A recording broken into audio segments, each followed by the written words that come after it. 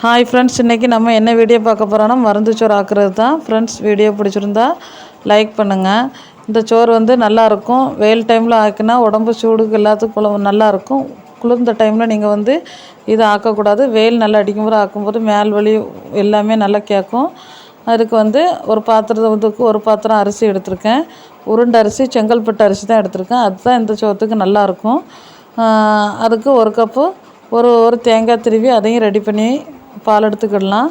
நம்ம எந்த பாத்திரத்துக்கு அரிசி அளந்தோமோ அதுக்கு 3 பாத்திரம் தண்ணி இந்த சாப்பாட்டுக்கு வைக்கணும். ஏன்னா இது உருண்டை அரிசி, நம்ம குக்கர்லேயும் வைக்க போகிறது கிடையாது. குக்கரில் வச்சோம்னா சேர்ந்து கட்டி கட்டியாக இருக்கும், சாப்பிட்றதுக்கு நல்லா இருக்காது. அதனால் வட்டச்சட்டில் வைக்கும்போது அது டேஸ்ட்டும் கொஞ்சம் நல்லாயிருக்கும், உதிரியாட்டு நல்லா வரும். தேங்காய் பாலுக்கு எந்த பாத்திரத்தில் நம்ம அரிசி இழந்தோமோ அதுக்கு 3 பாத்திரம் தண்ணி எடுத்து அப்படியே தேங்காய் பால் அடித்து ரெடி பண்ணிட்டோம்னா ரெண்டாவது தடவை அந்த தேங்காய் பால் நம்ம அளந்து மிக்ஸ் பண்ணணும்னு தேவை இருக்காது. அந்த பாத்திரத்துலேயே நம்ம தண்ணி எடுத்து செய்யும்போது கரெக்டாக வந்துடும். ஒரு 3 பாத்திரம் தண்ணியில் தேங்காய் பால் அவ்வளோ புழிஞ்சி ரெடி பண்ணிக்கிடலாம். ஆல்ரெடி நம்ம அளந்து வச்சுருந்தா அரிசியை தண்ணி ஊற்றி ஊற வச்சுருக்கோம். அதுவும் ஒரு கரை ஊறிட்டு இருக்கும். இப்போ இந்த தேங்காய் பால் எல்லாம் ரெடியான உடனே சோத்து மசாலா போட போகிறோம். தால்சத்தில் எதுலேயுமே போட மாட்டோம்.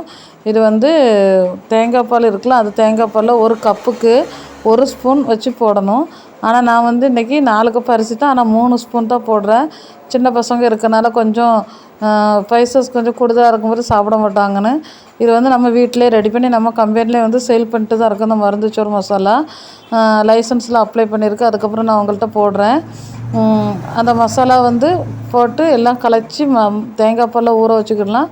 இப்போ தாளிக்கைக்கு பூண்டு, சின்ன வெங்காயம், கருவேப்பிலை, உரப்புக்கு 2 பச்சை மிளகாய், இஞ்சி, பூண்டு எல்லாமே நம்ம ரெடி பண்ணி வச்சுக்கிடலாம். அதே மாதிரி மருந்து சோறு எப்போவுமே நெய்யில் இதெல்லாம் தாளிக்காண்டா நல்லெண்ணெய் ஊற்றி தாளித்தோம்னா நல்லாயிருக்கும். அதனால தான் இந்த குளிர்ந்த டைமில் இந்த சோறு ரொம்ப சாப்பிட முடியாது. ஏன்னா கை காலெலாம் இழுத்து வச்சுக்கிடும். ஏன்னா நல்லெண்ணெய், சின்ன உள்ளி எல்லாமே தணுப்பு தான். அதேமாதிரி அந்த மசாலாவில் 20-25 ஸ்பைசஸ் சேர்ந்து தான் திரித்து வச்சுருப்போம். பட்டை, கருவாய், ஏலக்காய் எல்லாமே அதில் இருக்கும். அதனால் வேறு ஒன்றுமே நம்ம போடாண்டாம்.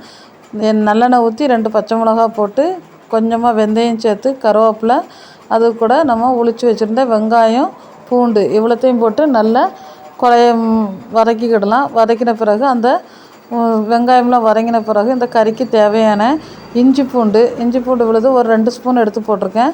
அதையும் போட்டு நல்லா அந்த எண்ணெயில் எல்லாம் வதங்கின மாதிரி வதக்க வச்சுக்கிடலாம். ஆல்ரெடி இப்போ எல்லாம் வதங்கினோம்னா அந்த தேங்காய் பாலில் நம்ம மசாலா போட்டிருந்தோம், நல்லா கரைச்சிக்கிடலாம். ஏன்னா கீழே அடிதங்கி இருக்கும். அதனால் கரைச்சி ஊற்றும்போது கரெக்டாக இருக்கும். நல்லா கலக்கி அந்த தாளிச்சி வெங்காயம் இதெல்லாம் போட்டிருக்கோம்ல, அது கூட இந்த பாலை ஊற்றி நல்லா கொதிக்க வச்சுக்கணும். கொதிக்க வைக்கக்கூடாது.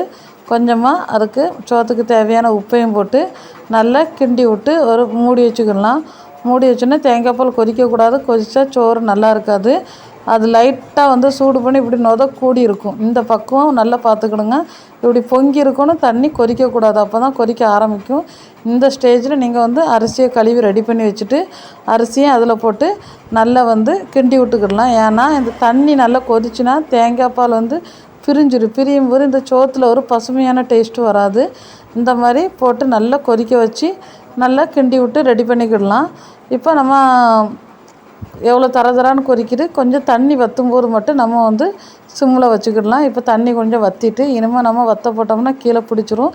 இந்த ஸ்டேஜில் மேலே சோத்தை நல்லா சமப்படுத்திட்டு இந்த விரவடுப்புனா நம்ம அதிலே தம் போடலாம். ஆனால் முடியாது. இப்போ நம்ம தோசைக்கல்லை கீழே வச்சு அதுக்கு மேலே சட்டியை வச்சு நல்லா ஹை ஃப்ளேமில் சூடு பண்ணி மேலேயும் ஒரு வெயிட்டை ஏற்றி வச்சோம்னா ஒரு அரை மணிக்கூர் 1 மணிக்கூர் அப்படியே வச்சுக்கிடலாம். அந்த சோத்தில் இருக்க சின்ன துளி தண்ணியும் இந்த தம் வைக்கிறதுலே நமக்கு அந்த தண்ணி வற்றின பிறகு அந்த சோறை நம்ம கிண்டி விடும்போது நல்லா புட்டு மாதிரி அழகாட்டு வரும்.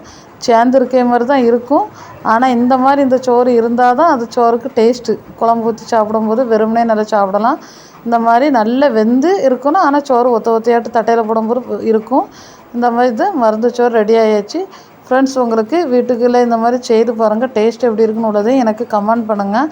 இந்த மசாலா உங்களுக்கு வேணுனாலுமே நமக்கு கமெண்டில் சொல்லுங்கள். நான் உங்களுக்கு கிடைக்கும். நாங்கள் லைசன்ஸில் இப்போ ரெடி பண்ணிகிட்டு இருக்குது.